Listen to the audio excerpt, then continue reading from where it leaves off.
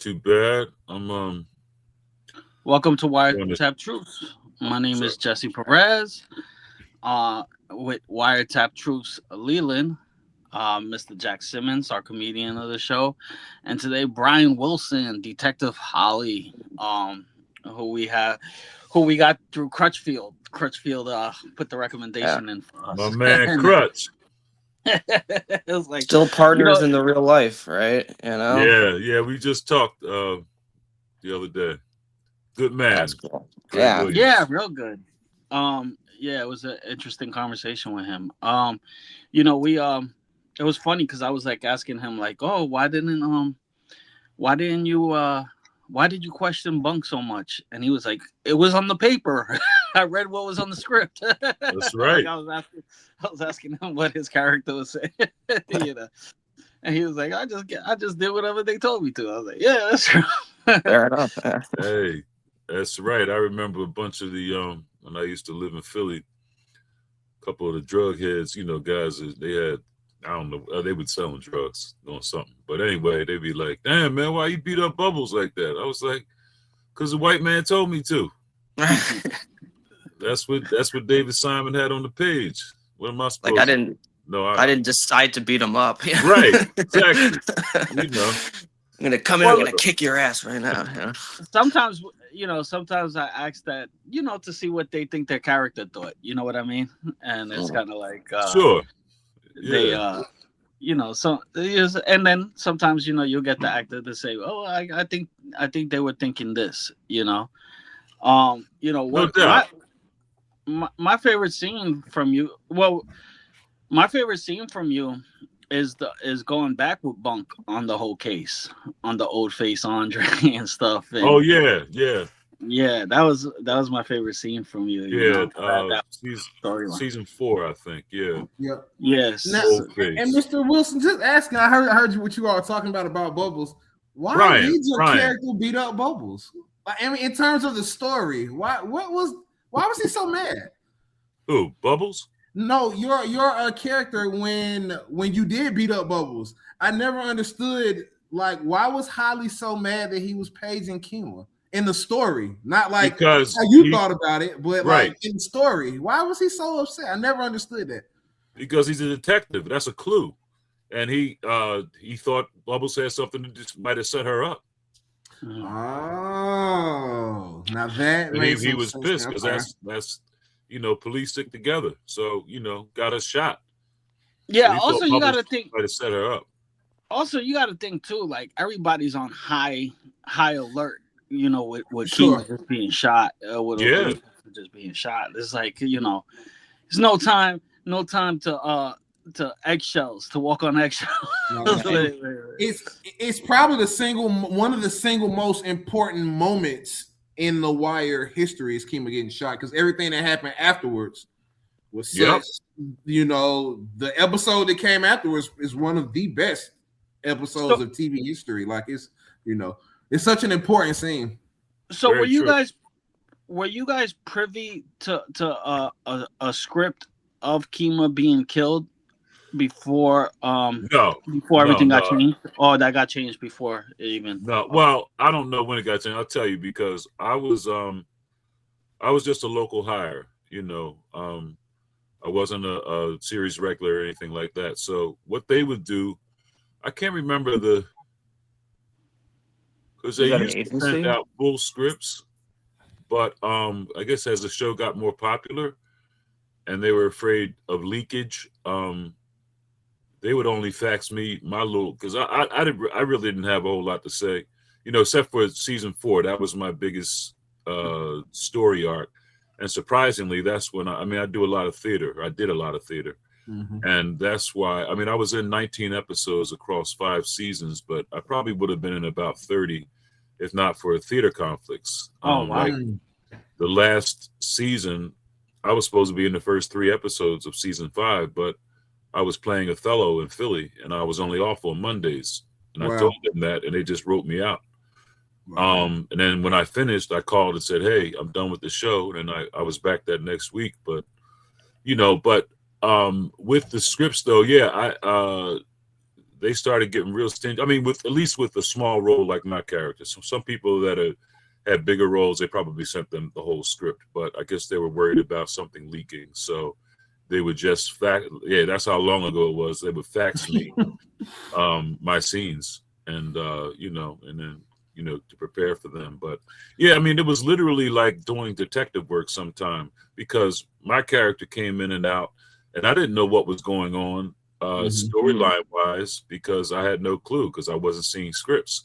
So I would have to kind of piece together, like, what is this scene about? What's going on? Because honestly, the directors came in. There would be different directors all the time, so it's a different flow, different flavor, and they would focus on the main characters. Of course, that's what you're supposed to do.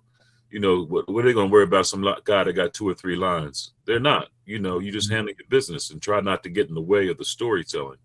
I don't remember getting very many notes, not because I was good or anything, but because my character was kind of,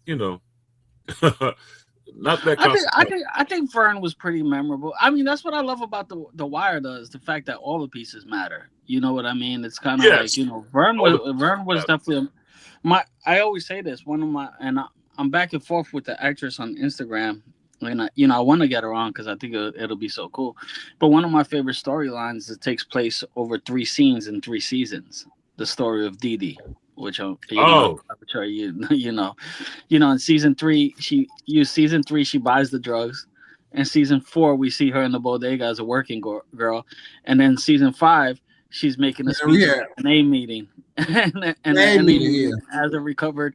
So just 3 scenes telling a full person story. I think that's so cool, and I think the Wire is so genius in that. Yeah, and I think I certainly don't know. You guys probably know better than I, but that may be because some storylines got written and then got tossed, or some things got shot and never aired. So that's right. I don't know about that.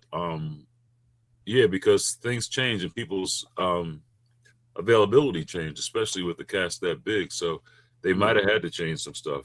Also, there's like 10 staff writers, right? So everyone has a different idea. And then they're like, wait a second, what about this? And then, I guess, you probably lose track, especially with The Wire, where there's so many storylines. I can imagine some things just get forgotten about. And then you're like, oh, wait, what about, this character? And, that happens with a lot of shows, right? Is that like, some things start off earlier in in earlier seasons, then you never see the characters again. I think it's just because like they forget about them, or often they'll just kind of run out of ideas or be like, I don't, they're not important. I'll tell you 2 quick things, because I was privileged to be on The Sopranos too, season 3, episode 3, when Michael Imperioli gets taken over. And Michael told me, he said, there's a chance this role could be recurring, because it's just like, what is this black guy doing in the middle of this gambling operation with these Italians? And it could have been an interesting storyline, but they had so many that they never really established it. But Michael said, this could be recurring, man. But then, and I never heard anything. But oh shoot, I was going to say, I lost my train of thought about storyline and so that biggest storyline of my thing, I was actually in Indianapolis during a play called Intimate Apparel at Indianapolis Rep, and they called and said, hey, we need you, because they would just call me like 2 weeks out, because I wasn't a series regular. I just was a whatever local hire, and they called and said, hey, we need you. I was like, I'm in Indianapolis doing a play. You guys didn't tell me I was coming back. Whatever. There's no guarantees with me, with my character anyway. And I said, well, I'm here. What can I do? And then I was like, well, I'm all. So the show went till Sunday. I think the last show was at 7. So, or 2, or rather. And then so I said, hey, after Sunday, I'm off Mondays, but I got to be back here Tuesday at 7 for a 7 p.m. show. So they figured out a way to shoot me on Mondays, but the caveat was, because I was a local hire, they were not going to pay for my travel. So I had to for my travel for three weeks in a row. So I would finish the show. I would fly to Baltimore Sunday night, film on Monday, and then have to be back in Indianapolis to be back in time for the 7 o'clock show or 6 p.m. curtain. I mean, 6 to be there, get in costume and all that stuff. So, but I did that and I lost money on it, but I made it back with residuals. But that was that whole fat face. What's the guy's name? Fat Face Andre. Old Face Andre. Yeah, that's when we shot that. That was me flying in from Indianapolis three weeks in a row, and on my own dime. And I think they gave me some discounted hotel thing, but I still had to pay for that too. Damn. Wow. Which I did because I wanted to show that I was a team player, and it was a big, it was a big opportunity for my character. I mean, it is people think it's the best season of The Wire, the most critically acclaimed season of The Wire, and everybody in that season played a pivotal role, like in the story in season 4. It seems like it was such at that point. It was at its creative peak in terms of where they were trying to take it after killing off Stringer. So it's a very important season for sure. I think you're right, and I gotta. And I'm been lax about this because I don't know, about 10 years ago, I hosted a guy asked me to host a trivia night for his bar. It was about The Wire. There were people there that had seen the show 4 and 5 times, and they knew stuff I didn't know. I'm on the show, and because I had never seen it. And the reality is, many times I was on the show and could not afford HBO, so I didn't even see the show. That is insane. Wow. That's the reality of being a working class actor. Right. Most of the stuff I do is theater. Occasionally I'll do films and TV, but and thank God I got a wife that got a real job. Now, Brian, let me ask you something, Mr. Wilson. So you've been a part of some of the most legendary shows of all time, like whether it's just an episode or 3 episodes, like from The Wire to Homicide to The Sopranos to We Own the City to Wu-Tang. Like, I mean, you've been a part of some phenomenal shows. Do you know all the time, like, hey, this might be something that people will talk about for the next 10 years? Or for you, is it just, here's another job? Like, because it seems mighty intentional that you're a part of so many phenomenal shows. Wow, you know what? I never thought about it that way. But I mean, but see, there are things that connect. Like with Homicide: Life on the Street, that was my first time reading for Pat Moran, who was a local casting director for The Wire in Baltimore. Right. So that got me on her radar. I did that. I was in the second to last episode of Homicide: Life on the Street. And then that's how it got me to be. She called me in for 3 different roles before Detective Holley, including I think they just read a bunch of people for this. They had me read for the mayor, which was Glenn Turman's role. Yeah, but I think they were just having people read. I don't think they were really considering me for that role. But anyway, the 3rd time was a charm, and then I'd read for Holley, and they offered it to me. But when I did it, I just thought it was a one and done. I had the scene where Omar's lover is found. We find his dead body, and it was interesting because the props department was like, we were shooting in a real back alley, and they were like, "Watch your step. There's real crack vials here." I'm like, "Oh, okay." Yeah, we heard it was Alonzo. We had on Alonzo Wilson, who was the costume. Oh, Alonzo, yes. Yeah, he said that.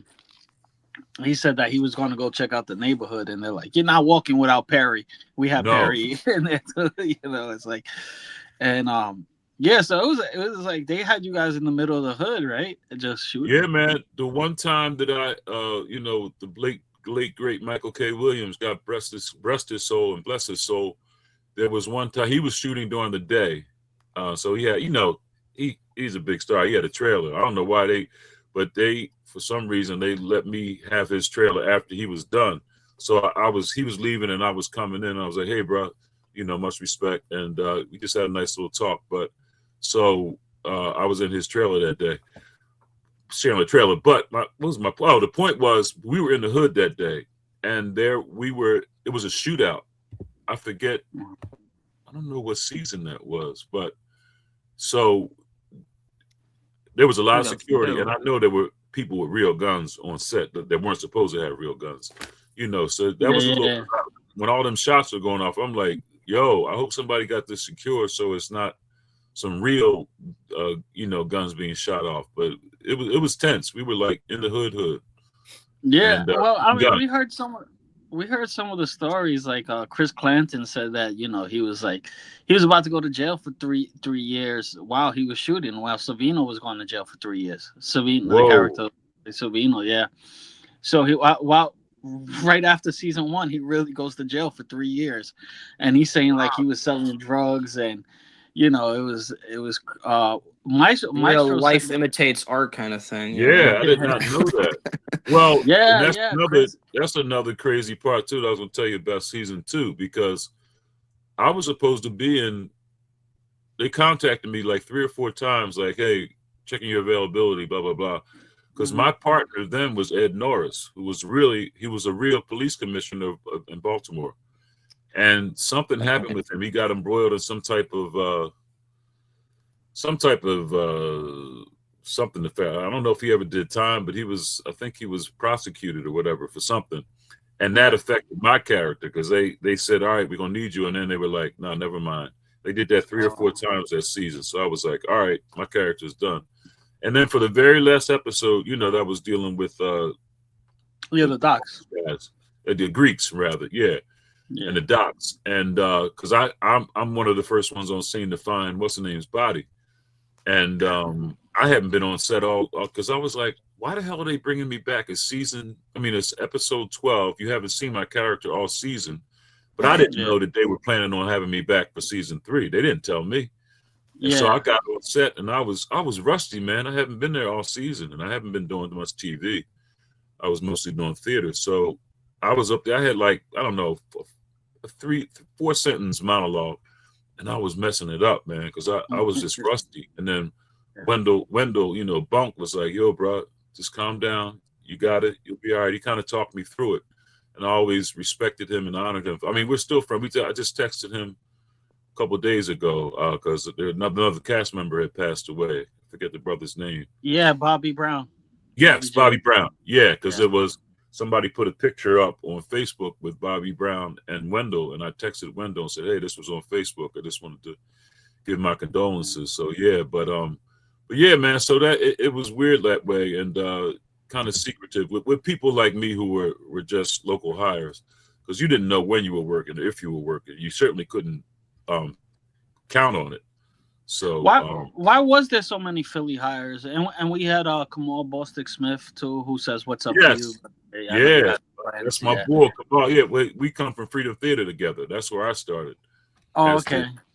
Yeah. So yeah, that's a good dude too, Mr. Wilson. That's a good dude, man. That's our dude. Man. He's good people. Yes, he is. Good brother. Good people. Yeah. Good brother. I know him from way back. So, but yeah, he's in the first episode too. But yeah, first episode. Yeah, it's a lot of talent in Philly. There's a lot of Philly people that are on there, and I think they recognize that. And I think there's some type of affinity with the flavor of Philly, authentic Philly with authentic Baltimore that maybe they. Yeah, that's what I was kind of asking too, because it seems like those are the 2 places they casted from, was Philly and Baltimore. It seems to me, from the people we interviewed and stuff. Yeah, well, there's a lot of talent in Philly. People be sleeping sometime, but a lot of talent. Yeah, I gotta say, that's like, you're just talking about being an actor. It's such a crazy, I mean, it's an interesting life, just being like, I'm going from playing Shakespeare one week to being like a detective. Like, just a totally different thing. That's the real, man. And the dichotomy is also this. I'll tell you that same was that? No, it was because I played Othello twice. The first time I was doing while I was playing Othello, I was also cast in a TV show as a guest star, one of my biggest roles, called Hack with David Morse. And I'm the same week I'm playing Othello, I'm playing a pimp who's a welfare pimp. In the episode, they track him down because they found his welfare check. So it's just like, wow, the dichotomy of playing a pimp, a welfare pimp, and playing Othello. Yeah, but paying, a guest star role is paying me probably as much as I made for the whole run of Othello, because theater don't pay much. Right. But you gotta know, love it. the height of Shakespeare, but then playing a pimp too. But guess what? I had bills to pay, and I was Yeah, like, for sure. I'm gonna try to be the best pimp I could be. Yeah. But because Yeah. I'm not the typical pimp looking dude. I mean, I was younger and thinner then, so they had me in this electric blue suit. I mean, I look good, but So I was watching Yeah, the hat. Task, right? I yes, was watching Taz, Task, which is the great show, a great I had limited not series. seen it. I gotta watch that. Yeah. Oh, it's awesome. But I'm watching like the end of it, and I'm like, oh, Vern, right? I'm like, and then, and I see you like here and there, and so you have like 220 credits to 220 Yeah, I something mean, credits some on of them are IMDb. bogus. It's Maybe it might be crazy. about 250, maybe about 210, but That's yeah, still crazy though. Yeah. I think they like me. Well, I played a different character. I was also in Mayor of Easttown. I had a scene. I played an EMT in that. Had a scene with Kate Winslet, who was It's also lovely. a great show. And yes, and then that's supposed to be coming back too. But so is Task. But yeah, I had 2 scenes in that. Yeah, Mark I didn't know Ruffalo. Task was signed for season 2. It is. So I'm finishing it, Jesse. So I've been reading and researching into it, man. That show is so good. It's really I good, said I was y'all. gonna watch it over the Christmas break. I got because I didn't have HBO, and I just got HBO again. Well, in January, but I didn't watch it. I mean, in December rather. And It's really good. I'm starting to finish it, and it's got some tear jerking moments. It's got like it's a good show. Now, Cool. Mr. Brown, let me ask you something, because you have a credit in one of my all-time favorite movies, which is Law Abiding Citizen. Oh yeah. That is one of my favorite movies ever. Can you just walk me through working on that movie? Like, and I don't know, Jesse and Jay, I don't know if y'all seen that movie. I have Sure. not seen Law Abiding Citizen. Oh, it's a good. It's so funny you say that, because I was literally, it probably was January. It just could come on, and I just was like, oh, all right. I just sat there and watched it, because my scene doesn't come in. I'm in at the end, right? Like 2 hours in. It's a little scene with Gerald Butler and Jamie Foxx. And Gerald was really nice. Jamie was like, he was Jamie. He was just big. He was big up in the bit. But I ain't nobody. It's all good. But yeah, that was cool, and it was a late night shoot to it at City Hall, and so I think we were filming like at 4:00 in the morning. So maybe that's why Jamie was a little salty too. Wow. Team, if y'all haven't seen that, I would love for us to talk about off camera, us breaking down that movie. Now that we know Brian is in that movie, so it's still connected to our Wire world. That is it's one of my all-time favorite movies to watch. Like, it's really good, and it's the way really written well. Like, the way that they break it down to this man who lost his family, and then he goes on this vengeance thing, man. He's brilliant too. It's unbelievable, y'all. Like, I love it. I could watch it any and every day forever. Like, it's one of my favorite movies. Sure. And a great cast too, though. Yeah, for sure. Brian, I have to ask my cousin too. So my cousin is an actor, Gary Perez, and he was on The Sopranos also, right? And then it's funny though, like his first scene on The Sopranos is like he gets introduced to Tony, so he gets introduced to James Gandolfini at the end of the episode through one of the agents. And then they don't bring him back as like the agent's partner. Like he gets another another agent role down the line. But I wonder if that was originally like a recurring role, and how often that happens to you guys of like, hey, this might go somewhere, and then it doesn't end up getting picked. Like they just like scrap it. Like, does that happen often and stuff?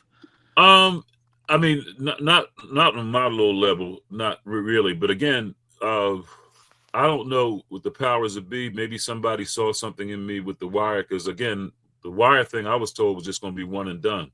And then I shot that little scene, and then they had me back after Kima got shot. So I don't know how those machinations go as to, if they have a full script, somebody saying, hey, we kind of like that guy, maybe bring him back or something. I don't know how that works, or if it's a storyline thing, or somebody you have to get in somebody's good graces. Somebody has to say, oh, I like what he did with that line. Maybe let's have it back. But I mean, that's way above my pay grade. I don't know, but there's, that's a great question though. But But I'll tell you one thing. With you mentioned Wu-Tang, because with Wu-Tang, I was supposed to have like a 3-episode arc in that, but then that's what happened. They said they changed the storyline, so he wasn't going to be in the Way House as long as he was. So that that's 2 episodes I got cut out of. But then they had me back for the second season for that other scene, just to kind of wrap it up, try to show something positive. So that must be storyline. like a blow sometimes, though, when you get promised something, right? Or you get get your it wasn't really a promise. My manager at the time said, they may want to bring you back for a couple more episodes, but then they were good enough to say, hey, we changed the storyline, so we're not going to have you back. But then they asked me back. They like me, so they asked me back for the second season. Just real quick, John. Leland would like this question. Did Bunk give you a back rub that you didn't forget? He's like, oh man, he goes, are we on camera? Oh no, never. We would never do that. Nah, that perks of the job. Because Wendell is he's such a ladies' man, But yeah, he sold that line. And the look he gave him was I mean, we were laughing between takes though. Yeah, you guys had some real chemistry. I think I watch that scene all the time. You guys going back and forth on and Leland, do you know the actor that played Old Face Andre? We gotta let's send him a rest in peace real quick. Rest in peace to he passed away. Yeah, passed away. At a young age too. He's been gone for a bit. Yeah, he's been gone for a while. Yeah.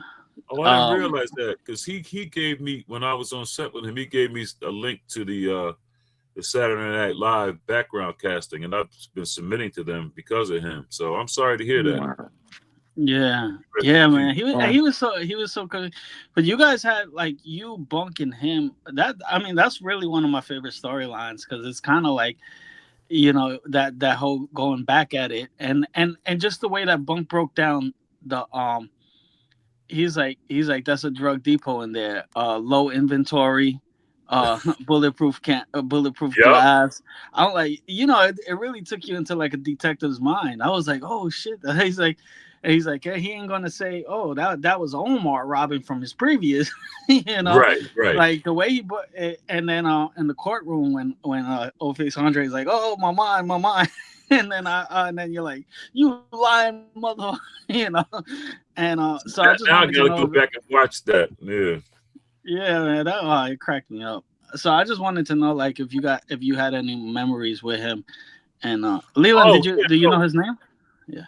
No, I can't remember his name, man. Yeah, I cannot remember his name because he was real cool. I had his number at one point, but that's you talking what 15 years ago, 16, 17 years ago now. Yeah. Wow. 20, almost 2000. Well, no, even more though. Alfonso Lover.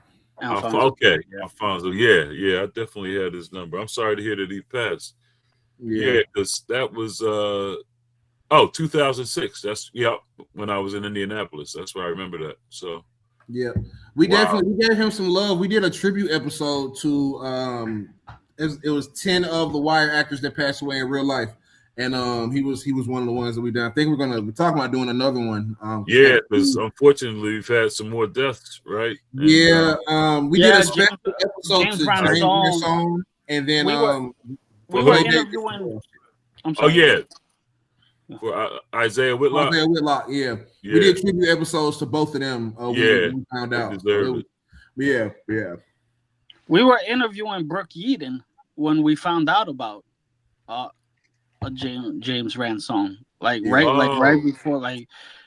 before it was like the news broke, and it was like we were just like, before we went on, we're like wow, and it's like because it was so sad, it's like. We tried to honor him when we paid tribute, in terms of, we didn't know if it would reach his family. His family might not ever see it. Oh, yes. Yeah, right. We wanted to honor his acting legacy and what he brought to film, versus the situation. I think we did a really good job at trying to honor him. Just in case his family saw it, we don't know if they'll ever see it. But, that's very respectful, very thoughtful of y'all. So yeah, for sure. Yeah, you know, I gotta admit too, though, I did watch some of the bootleg episodes, so there was some leaks that happened on the Yeah. on the wire. Like when Omar got killed, that scene spread like wildfire. I mean, Oh yeah. I was amongst my friends. They were like, "Yo, did you see this?" Go like, yeah, I think it was on. I think YouTube just had hit, and YouTube had the murder of Oh Omar, wow. and I was like, oh man, I was like, that's how he dies, Kennard, and I was like, still like 3 weeks. So why do you think those leaks? I mean, I guess I guess anywhere anything could happen, right? But like, Well, yeah. how like When it's a hot show like that, yeah, but that's happening on. It's certainly not happening on. I don't think with anybody on my little bit of level. That had to be higher up. Mm. Are you talking about video leaks or just the leaks of the news of the? no, there was when season 4 came out, there was like full episodes of it, Wow. and there was like, Yeah. there's even a rapper of Skills that does the yearly wrap ups, and he was like, and Bodie should have been looking over his shoulder, and we know because we saw the episodes before the season was over on the yearly Yeah. wrap Wow. up. Damn, I didn't know that when season 4 was. I wasn't like tapped in like I Season am now. 4, Wow. yeah, season 4 had full episodes out on the torrents, full Wow. episodes out. Yeah, Well, Yeah, that was I back in don't the know day how of that has to BitTorrents. be somebody on a higher up level that Yeah. has access to that because it certainly wouldn't be anybody on my level. Yeah. Brian, you mentioned that like scripts they were kind of like secretive a little bit because they're worried about certain people leaking. Do you think it's become more secretive now? Because now it's easier. Now I feel like everything gets leaked out immediately as soon as something's put Oh, out. It's on social media. yeah, no, what was I reading? Maybe it was another HBO thing. It might have been Curb Your Enthusiasm, but I forget. I think it was that, but it was a show where basically they would only they wouldn't even give them a script. You had to come to set, get the script, sign for it, and then give it back before you left. Wow. So it Okay. was a hot show. It might have been Curb. I can't remember, but yeah. So yeah, it's that deep now. So Yeah, it they makes ain't sense playing. because And you have to sign NDAs, and that you can be sued for if it comes back that and even now when I mean, not that I'm reading for anything high profile now, but a couple of years ago, maybe the copy of the script would have your name on it. So if anything leaked, your name is across that script. So Right. it's just like so they know where to pinpoint it back to. Mm-hmm. So they Oh, don't yeah. play around. Yeah, you have to sign like NDAs now in order to Yep. access that and everything. Um, yeah, I guess it makes even with movies too. Like nowadays everything's spread immediately. If you go to a live performance, a lot of times at a concert or comedy show, you have to put in your cell phones before you go in there Yeah, which because is Yeah. weird, but. Yeah, I'm yeah, thinking about, I guess a movie like The Sixth Sense couldn't be made in this era.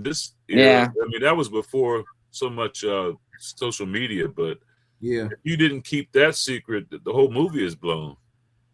it's true. I mean that is a great movie. I wonder, do you think it's made like social media or just the access? Do you think it's made that experience better or worse? Because like, Oh, much worse, because for it's sure. people who just like to burst people's bubbles and be like the first one to say, "Hey, I can't believe this happened." It's like, yo, why don't you think about other people who haven't Right. seen the thing yet? I got the episode. I got it first. I got the link. Yeah, they got they get some obscene pleasure out of that, but Right. that's so I hate stuff like that. I don't like that. So Or even now, just I everything watched. becomes over everything is just negative, right? So it's just people are constantly like, this movie sucked, as soon, Yeah.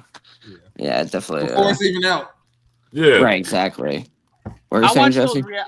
no, I watch the reality shows like Survivor and stuff. And if I miss like a day, if I don't watch it the night of, I can't go on Twitter because nope, you'll see the person who Yeah, got it's true. voted out.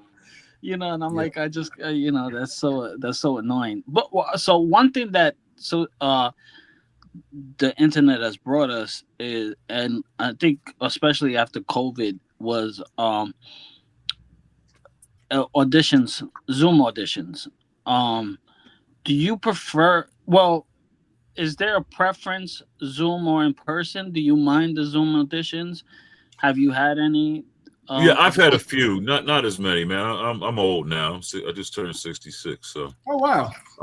yeah. So the auditions have been drying up, but I also have like a mobility issue too. But no, I'll tell you, man. Before COVID hit, I was kind of prepared because talking about in-person auditions. I think I was 0 for all my auditions in New York, 2018, 2019. And then, COVID came in 2020. So I think I didn't get book anything in-person auditions. All the things that I was booking were from things that I put on tape. Like, so I couldn't be there. And then, so when COVID hit and everything went to self-tape, I think I was on a better curve. And I did book a few things, from that, because I was used to doing that. Because sometimes, manager I was with, and see, he would do this without telling me sometimes. He would be like, well, Brian's based in Jersey near Philly, so if we can put this on tape, that'll save him time and money. I mean, which is true. So it does save a lot of time and money. I mean, all them times that I trekked up, I mean, I turned down auditions before that were on, like, if they say, we want to see you Friday at 4:30. I'm like, I'm not fighting, it's basically 6 hours of traffic up and back to get up to New York during rush hour. Yeah, and be like, no, I'm not available. I mean, and it was for something like for 2-3 lines or something that they probably weren't gonna cast me for anyway. I mean, that's a bad, attitude to have, but But I mean, why would I go? I guess why should I? Yeah, I mean, and maybe I would have booked it, but but the probability. I mean, I kind of got an idea sometime about, No, I know what you mean. Cost benefit analysis. But yeah, I mean, the self-tape thing is there's yays and nays to it. You can't really get in any adjustments unless you get a call back. But I mean, I know I've gotten some things because I was in the room, in the before times. But those times are done now, And I'm dealing with like a pinched nerve in my back, and I need a knee replaced. So I'm using a cane, man. So I'm so in-person auditions they're a pain for me, literally and figuratively now. So not that I've been getting any. So I think on task you were using the cane, right? No, but I was limping. No, you were limping. That was before, when I could walk without a cane, not very well, but now I need a cane. Yeah. So. Now, Brian, you have a very strong voice. You've done theater. You've been in TV. You've been in movies. Do you do voiceover jobs too, as well? Or? It's funny you say. I do some, and people always ask me that, but then I put them on tape and then never get hired. Very rarely. Okay. I mean, I just put one on tape, and I did one where they wanted, like, they were like, we want like that Bing Rames quality, like, we have the meats, and all that stuff. And I did and they still didn't hire me. So I don't know. Maybe I need to get a better mic. Because I mean, it's a very, like, I could hear you without seeing you, if that makes sense, kind of thing. Because a lot of times people will say, "Oh, I heard your voice," and then I turned it up on the TV and looked and saw you, because they'll hear me before they see me sometimes. Right. Yeah. So I was just curious, just curious about that. Not enough, but I think a lot of that's on me. I need to get a good setup. You could do like Othello, do books on tape, No. Yeah, right. The only reason I asked you that because you were just saying about your auditions. I'm like, well, there ain't nothing wrong with that voice. That voice is still. That's what made me ask you that. Well, yeah. I mean, I had a little part on Elsbeth, and the director literally said, that's why I cast you. I only have 4 lines, but Yeah. So what's a typical day for you on these? Because most of your IMDb credit. Actually, I guess this is a 2-part question. Like, when you do get recognized a lot, do people do they go, I know you, but I don't know where I know you from, like, kind of deal? Like, do you get that a lot? Yeah, sometimes that happens. Like, then I'll be like, oh, I'm an actor, and they're like, oh, because it's his brother. I was going to get, I take, for pain, I get gummies for pain. And I went, they got this big brother as a, checks your ID when you go in. And he was like, oh, man, he recognized me from The Wire. So it's usually from The Wire if somebody recognizes me. Usually from The Wire. Maybe like like once a week when the show was on, but obviously now it might be once every 2 months or 3 months I may get recognized. Yeah. But Yeah. but yeah, it's from The Wire usually. What's a typical day that? So what's a typical day for you on shooting? Like task? Is that like a 1 day, 2 day shoot, and then you're back home? Yeah, that one was just a 1 day joint, so I'll be there. Usually if it's just one scene, I mean, it was a little complicated scene because he was dealing with the boy and myself, so that took a little bit longer. But and Sally Richardson with her fine self, she was a director for that. My God, she's beautiful and a very competent director. But yeah, that was like probably like a 4 or 5 hour day. But like when I shot I'm in Creed, I had a scene with Michael B. Jordan. Yeah. I'm so happy Yeah. very proud of him. And that was a 14-hour day, Wow. and they wanted to shoot another part of that scene, but we ran out of time. So, things like that they can squeeze in, even though that was 2 different days and 2 different scenes. They cut one in the movie. We shot 2 different scenes, but yeah. So it really depends. Like, and like on Keeping the Faith, the movie I did with Edward Norton and Ben Stiller. Oh yeah, Yeah, where that was the a priest and a funny rabbi. movie. Yeah, Oh, Rabbi and the Priest and Jenna Elfman. But right. yeah, that was another that was a long day, 14-hour day. But I had 3 or 4 scenes in that, little small scenes. But and then it was like fight choreography and all that. So that they squeezed a lot. And that was shot in the Wall Street district. So they had that was on a Sunday. So we had a very limited, we had a hard out because Wall Street starts right up early Monday morning. So yep. Now, Brian, you mentioned Michael B. Jordan. Is there anybody that could have predicted where he'd be at 23 years, like from Wallace and The Wire? Like, no, I don't. Could anybody have foresaw that? Like, I mean, it's amazing what he's been able to accomplish over these last 20 years. It is, but it's unbelievable. But I hear him talk about all the stuff because people see all the success, obviously, but they don't see the 20 auditions he went for and didn't get. Yeah. They don't see all the back and forth to New York. They don't see him studying. They don't see all the sacrifices his mother. I'm glad he had his mother there thanking her, all the sacrifices she made for him in order to get. Oh, we heard his parents were on set all day. Very supportive family. He was, I think. Well, a few years ago, he lived with. I mean, his parents lived with him. He bought them a house and just all lived together and stuff. Oh, I'm sure. I would love to do that for my mom. But I'm so happy for him. And probably I don't know him like that. It was nice seeing him on set. But and I saw him he came to the Philly premiere. But he's such a humble young man, and I'm very, very happy for him and very proud of him.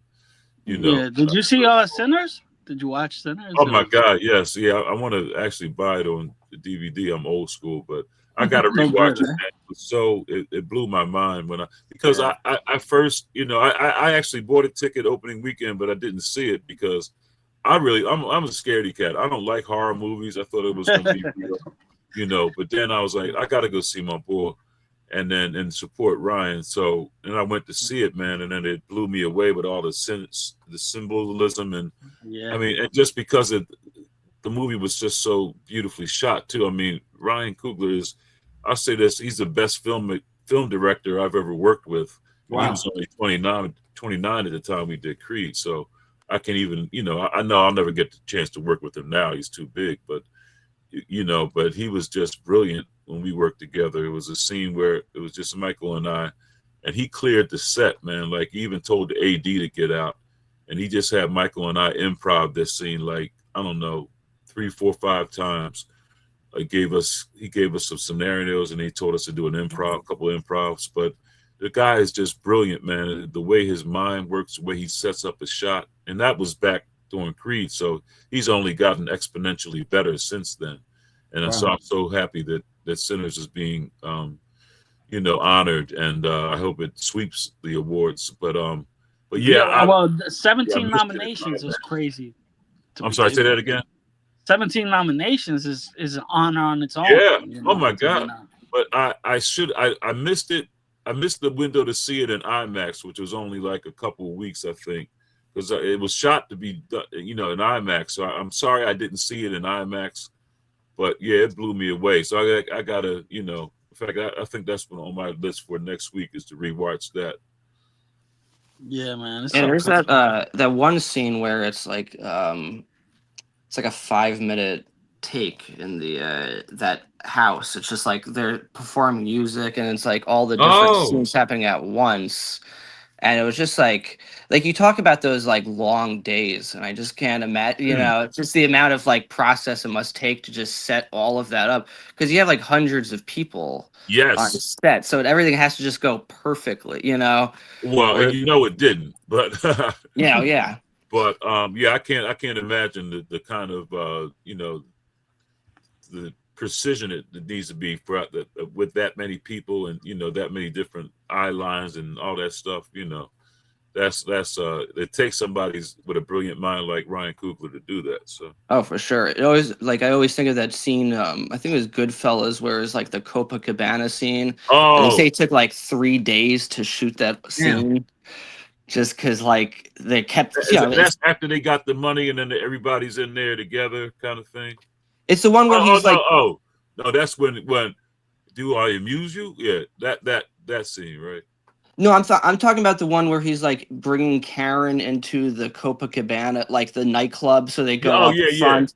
And he's like walking, he's like, "Hey, what's up, buddy?" Like he knows right. everybody in the restaurant and everything. Because that was all like one take, but One like day, apparently okay. it just like took days, because it's just you have all of these people moving, and for guys like Ryan, it's like I don't even know how they plan that shit out. It's like playing chess when everybody else is playing checkers. And Right. then you guys, I mean, And like in The Wire, there must have been like what, like hundreds of people on set at the time too. Because was it or there was it like a quieter set when you were in the narcotics office where oh there's only like yeah, that would be that was more precise. But yeah, I'm thinking about some of the times when we were in the bar, especially after somebody died, and they were Mhm. that was chaotic, but that was fun though. Oh, for sure. Was Yeah. there a favorite director you worked with on The Wire? Was there somebody that you remember specifically? Probably Ernest Dickerson. He's one of my favorites, and also when Dominic was directing that final season, he directed me Okay. in a couple of scenes, so that was fun. That's why I made notes. He was so reckless now. Okay. Yeah, Makes hey sense. man, Yeah. Makes sense. dude is blowed up though, man. He's Oh, yeah. had a great career too. Yeah, he has. He said, I've seen him. I haven't finished the show, and I always have my team. What is the name of the show on Showtimes, y'all? The The Affair. Affair. Yeah, I think that's it. Yeah. Yeah, I've seen a few Fair. Also, he episodes of that. plays Yeah. in the British joint too, The Crown. I never really saw that. Oh, yeah, though. she was King Charles in the Right. adult version. All right. I thought the Affair was so creative. The first season, at least, I don't know if you saw it, Brian. No. So it's about a guy who has an affair, but it's funny though. Like It's a we Long see, I Island don't know if show. it's like Me and Jesse like that. I don't know if it's like the first episode or the first few episodes, but you see like this girl hitting on him and stuff. And then like on the next episode, you see it through her perspective where he's like kind of coming on to Oh, her. And nice. I thought they did that so good, and Good. it's been a few years. I don't know, Jack, if you remember how it happened. Was it like episode after I haven't episode? seen The Affair. I just Yeah. know of it because Oh, I remember back in the day when like I tried to do a little acting myself, and I did background acting, and like I Oh, submitted for a background role for that show because that whole show took place on Long Island in eastern Suffolk County. So oh, all the and so that's where they filmed all. That's where a lot of surprising amount of television like Succession, everything, all gets filmed out there. But man, I I never gotta got it, watch I that guess. show. I keep hearing great things about that too. Yeah. Succession was real good. Yeah. It's Um, like a oh yeah, for dysfunctional sure. billionaire family, Yeah, but you get where every invested. character is awful. Yeah, Wow, but you get probably invested like in. real life. Yeah, Yeah. yeah. It's based on the Murdoch family. Yeah, Mm. Um, I wouldn't want. I look at that stuff, man. Sometimes I'm just so simple, man. It's just like I got little squirrels in the backyard. That's cool, but it's like I wouldn't want that kind of I guess like Jay-Z says, more money, more problems. But I wouldn't want all that, man. It's too much. It's a lot that comes with it when yes, a lot of influence, a lot of decisions. You gotta worry about it all the time. It's just like too much. Constantly a target. Yeah. That's the thing with fame too. Like it's got to be weird. I always thought fame seemed like just going into a store and knowing like everybody knows who you are. Like that's got to be fucking weird. Yeah, I can't imagine that, man. Yeah. Did you ever want that as an actor? Like, did you ever no. But it's funny though, where I take my car. You know, I had a little hoopty. I actually got in an accident, but my car had like 273,000 miles on it, Nissan Altima. And there's one brother in there recognized me from The Wire. He was like, "Yo, man, what's your real car? Like a Lamborghini or something?" Like, dude, I'm a theater actor who occasionally does film and TV. This is my real car with 273,000 miles on it. It's a hoop. That's hilarious. That's my car. Still a nice car, though. Are your kids? Oh yeah. Are your kids into acting? I have one daughter. Yeah, she's actually. I mean, not into it. She wants to go to school for medicine, and I don't know if the nurse or whatever. But she's in a show now doing she's a really good dancer and singer, and she doesn't. I mean, she's had lines and stuff before, but I don't know that she really likes it. But yeah, I love seeing her on stage. She just that's the apple of my eye. So, but she's nice to me, when she sings and dances. She just nothing like a father's love for his daughter. Lord Jesus, hey, man, that's my heart. Leland you never know. Your heart that's when your heart beats outside your chest when you have a child. So, man, Leland has a 2-year-old daughter. Yeah. That's a great age. Yeah, man, nothing better. Man, hey, bro, it goes by too fast, man. I know. It seems like she was just born. She was in my arms, and now she's driving. So it's just like it's been a blessing. Yeah. It's been a blessing, man. Jesse has a son, and I have an Xbox. That's pretty cool too. Yeah. You don't see me bragging about it, Hey, you're a young man. I was in my late 40s when I had my daughter. So wow, blessings to you, Brian. That's my bad. Of all my roles, that's my favorite, father. That's awesome. I love it, man. That's the quote of the year right there. Wow, that's impressive. That's a good one. Wow. It's true. You're also. Oh, sorry. Go ahead, Jesse. Go ahead, Jack. No, go ahead. I was gonna say. I was also looking at your IMDb, trying to do a little preparation. You were in one of my favorite one of my favorite comedians, Shane Gillis, made a show, Tires, that you had a role on. What was that like? Oh yes, yeah. Oh God, he's very funny. He was real cool. I was gonna try to. He was doing a show in Atlantic City after we shot, but I couldn't get down there. I think I was doing a play. But yeah, I really liked his energy. Funny dude.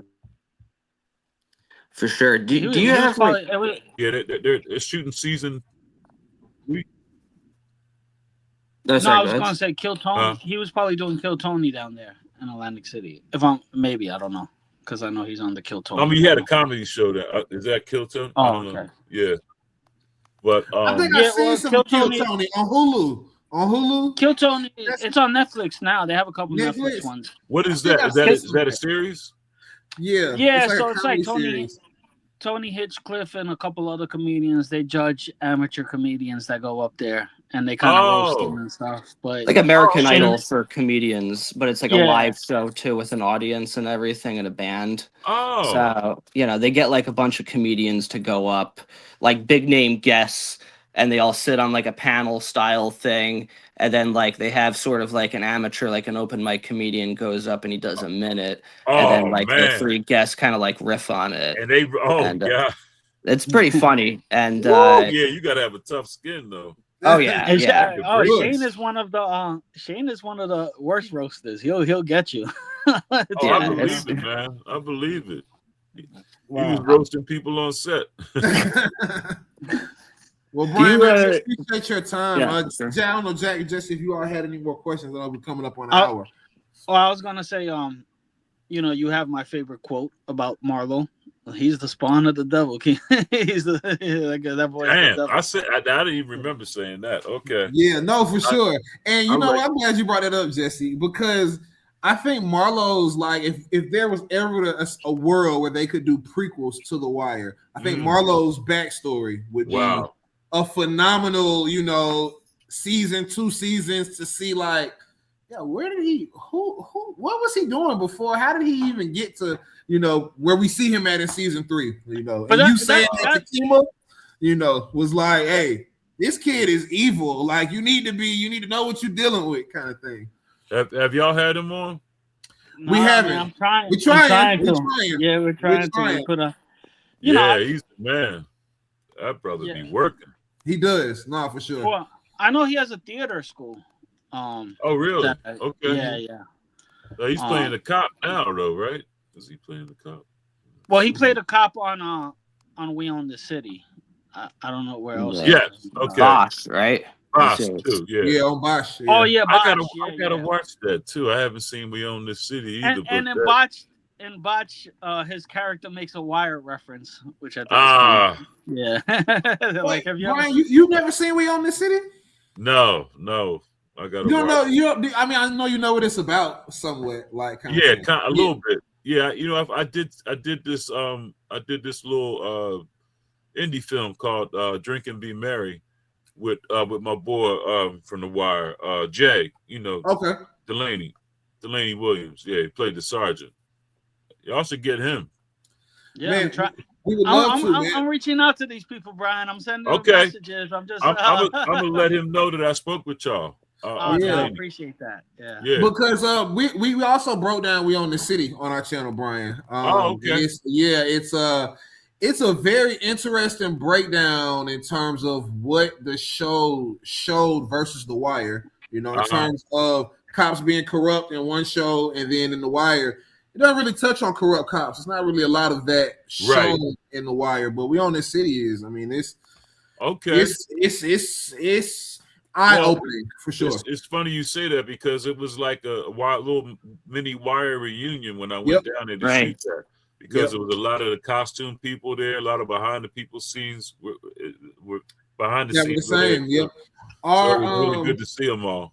Our executive producer is Miss Donna Adrian Gibson. Shout out Miss Donna Adrian Gibson. Hey Miss Donna. Yeah. So you know we always shout her out, as well as Miss Debbie Young. I used to get invited to some cookouts, Miss Donna. I was going to ask you about the cookout. I was like, okay, did you go to the cookouts? I've only been to maybe 2 or 3 of them, but it was a blast to be there. I was honored to be there. So, how many people were there? Were there like 100 people, or? I think one was kind of deep, but the one was I couldn't get there till late, so it might have been about 50. You know, because they got bigger each year. You know, according to I wasn't there obviously, but you know, that's what people told us. Me either. I think I was at 2. I think it was only twice. Yeah, so you know, I mean, we love her, Brian. She's such a phenomenal spirit, and when we love yes, we honor her every chance we get for sure. Well, much love to her. Yeah, we showed her one of the episodes, and then she kind of like, and then as soon as she saw it, she was like, "I love what you guys are doing," and then she was like, and then we interviewed her, and she was like, and she gave me like a list of numbers to call, like. She got Perry for us. Hey. She got Alonzo Wilson.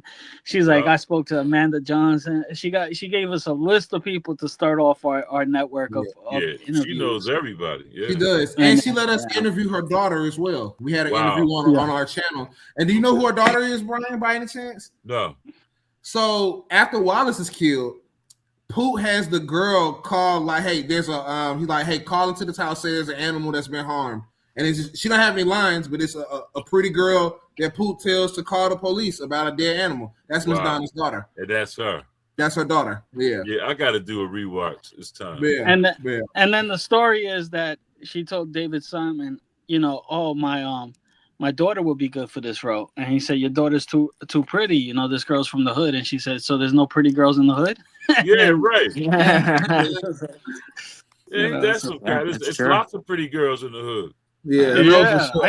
For sure. I think the prettiest girls are in the hood over here in New York. Yeah. You know, you got to go through an obstacle course to get to them. Makes it more worth it, you know. Yeah. It's like we achieved it. Man, well, Brian, man, But we I appreciate think that I want time to. so much. Jesse, go My ahead. bad, Leland. I want Go to ahead. ask one another. Do you? But so even though you've had small roles in a lot of parts, you never like a background. Like, do you? Would you just say no to like background? Is that like? Oh no, I wouldn't say no. I've done a lot of background work. Matter of Oh, you fact, have. Okay. oh yeah. Even when I was doing principal stuff. Matter of fact, when I was back, like I was core background in a couple of M Night joints.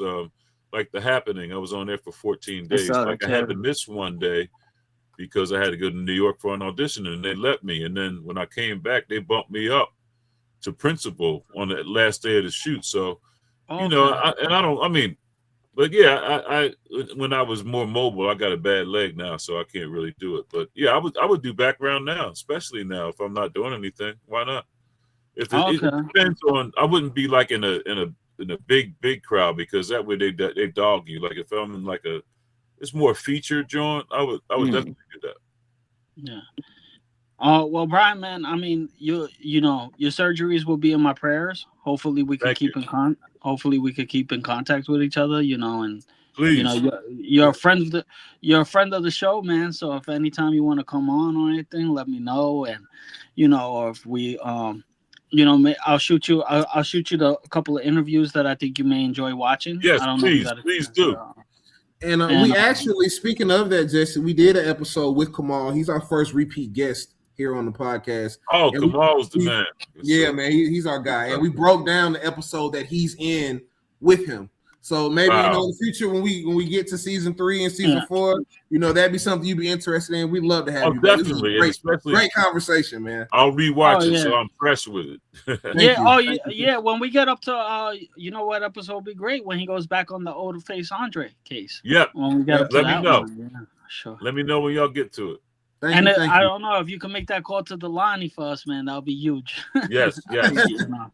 I think the biggest day player we've gotten right now is Trey Shaney, and we got the kids. We got Julito and Maestro on. Because I did a movie with Julito in Puerto Rico.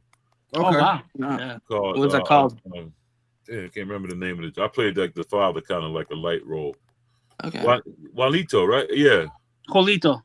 Oh no, maybe I'm thinking about he played Naaman. He played Naaman. Yes, Naaman. Yeah. I think yeah. Julito McCullen is the. It's called It's called Aurora. Yeah. Oh, cool. Yeah. I want to go to Puerto Rico and do a movie. Hey, it was my first time there and working on this really funny joint. So how'd you enjoy it? Oh my, I loved it. That's gotta be. It's like you're on vacation there. Like you know, mamacitas were like, oh my god. Do you remember the town? I mean, we were in Puerto Rico proper. I mean, we were, you know, filming because they rented like a little villa and we shot there. Okay. You should check it out though. It's on Amazon or whatever. It's beautifully shot too, and yeah, for sure. Really gorgeous women. The girl who's playing my daughter is like, it's like, man, I did well. I'm gonna see your mom. But maybe another movie for us to review. Maybe we could possibly do. You know, look at it. That's pretty cool. Yeah, the cat that played my son, he's really bigging up. He's big in the black film circuit. Yeah. Nice. What's the name? Yeah. Aurora. He said Aurora. Aurora. Yeah. What's the name of the actor who plays your son? Oh God! I knew you was gonna put me on the spot. You put him on the spot, Jack. Gotta stay with it, man. Literally 35 projects ago. All right, I don't know. Well, I'll look it up. You know, we'll find it. It's Aurora. Yeah. Oh wait, didn't it win an Oscar? Aurora. No. You're thinking of Nora. It sounds similar, but no, that's a different. Yeah, that's another movie. No. This is like a murder comedic history. Okay. It's really good though, and there's some gorgeous women in it. And I'm gonna check it out. I wear a Christmas sweater. I'll put it that way. Okay. Christmas and PR. Christmas in Puerto Rico, beautiful women, and Brian Wilson in his sweater. Yeah. What else do you need, really? That's it. For a great movie. Sounds fantastic. Actually, the real day in PR is the Three Kings Day. That's the nicer day. That's January 6th. That's What's when that? the Right. the story is when the three kings brought us a gift to Jesus, and Puerto Rico celebrates that. They call it Dia de los Reyes, and they actually Oh, celebrate that as like another Christmas out there. It's like, and Yeah. they go to people's houses and they play the music and stuff. It's a nice. is it around Christmas time? Or... It's January 6th. Yep, right after the Oh, New Year. January 6th. Okay. Mhm. Three Kings there. Huh. Yep. Well, yeah, let the president know about it. I'm sure they'll love to come play for the way to celebrate January 6th. He'll Wait, throw wait. the paper towels into the Oh crowd. wow! I didn't even think about January 6th. Wow. Yeah, right? Yeah. I didn't even think. I didn't They have even a think whole of that. other. Apparently, it's a day to celebrate now. Yeah, they have a whole That- other version of Kings for that one. A Yeah. day of Oh. patriotism. Yeah, for sure. All right, All right, Brian. Go ahead, much Leland, if respect. you want to. Thanks, Brian. Leland, if you want to say anything on the way out. Yeah, no, just again, Brian, thank you so much for your time, man. We appreciate it. We'll definitely look forward to having you back. Thank you so much for your time. Good luck with your surgeries. Blessings to you. We'll pray for you, put you in our prayers for sure. For sure. You're gonna be good. My mom got a knee replacement last year, actually. Cool. So, Oh yeah, I've had 2 hips and the other knee done, so I know it's just. But that knee ain't no joke though. Yeah, No, no, yeah, for man. sure. For sure. Yeah. But as long as you got some good drugs, I guess. Yeah, it's true. And you'll have plenty of time to watch some of the shows you were in, so That's very you can true. watch it past. Yeah, I got to get to that. But I'm actually doing a shoot tomorrow. I'm playing a defense attorney, so Nice. Wow. in Wildwood, so I got to study those lines. All right. Wow. The Damn, guy's that's so name is crazy, man. You still Skillshot. so active, really. Like, Well, just a little. I mean, you see most of those credits I have are indie films. That's what I'm the king of the indies. So yeah. No, we love it, man. Thank you so much, Brian. We all appreciate right, your you guys time, are boss. welcome. Blessings. Be safe. Thank you so much. Much respect. All right. Thank you. Blessings. Oh, I'm sorry, Leland. Can you do the shout outs, brother? Yeah, I'll put them out. Right. I got you covered. All righty. We always shout out Miss Donna Adrian Gibson, our executive producer. We love you so much. Thank you, Miss Donna. Miss Debbie Young, thank you so much for all of your behind the scenes work for our channel. We appreciate you as well. Kurt Burke, who is the mastermind behind Ziggy's Duck, the famous Twitter page, and All the Pieces Matter. I'm gonna do like facial reactions while you're doing this. The Jesse biggest left, Facebook just group. me here. The biggest wire Facebook group. We shout out Kamal Smith. He has a YouTube channel, DRAHCIR TV. Julito McCullum, who played Naaman. You can hit him on Twitter. I am Julito if you want the wire hoodies. He's got an album out that's called 33 Summers, I believe. Chris Clanton, he has a book called The Law to Finessing Me. You can find that on Amazon and BarnesandNoble.com. Nakia Diller, if you want to get into acting, the link is in our bio. You can be as young as a year old and as old as 100 years old. And he'll help you train you, get you into the industry. You have Mr. Alonzo Wilson. He has a nonprofit, SMPRise.org. Miss Amanda Johnson, who was the assistant costume designer on The Wire. She has a gallery in Delray Beach, Florida, AmandaJohnsonStudio.com. Andre Severino, who was the police consultant on The Wire, not on The Wire, on We Own the City. He is the reason why the show is so authentic from the police's perspective. He has a podcast called the Silverback Chronicles Podcast, who he also interviewed and podcasted with John Bernthal, who starred in We Own the City. And then last but not least, Trey Shaney, who has ShaneyWay.com. That's where you can find his music, his merch, his apparel, and his fragrances on that site as well. So we appreciate it. This has been another phenomenal interview. We appreciate you, Brian. Thank you for tapping in.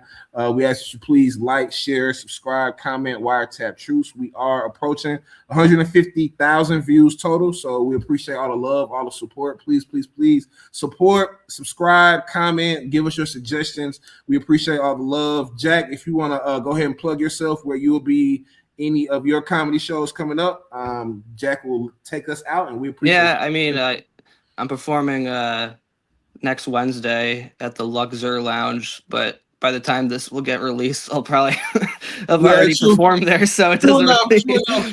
And how do they reach you, Jack, if they want to book you for any events for comedy or anything like that? On Instagram at Jack. That's a good question, actually. I should have thought. Jack Simmons.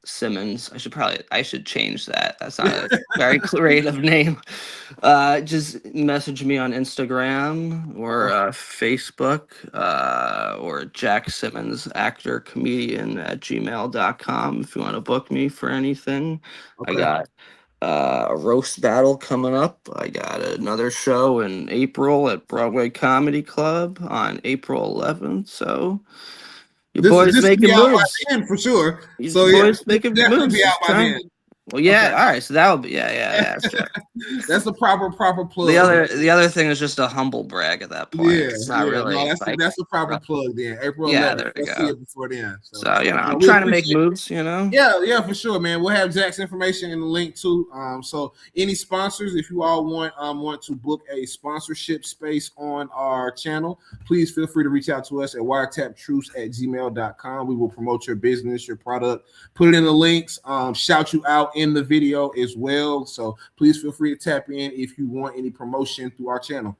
Thank you so much. It's been a phenomenal interview. Please like, share, subscribe, comment, Wiretapped Truths. We're signing out. We'll see you all soon.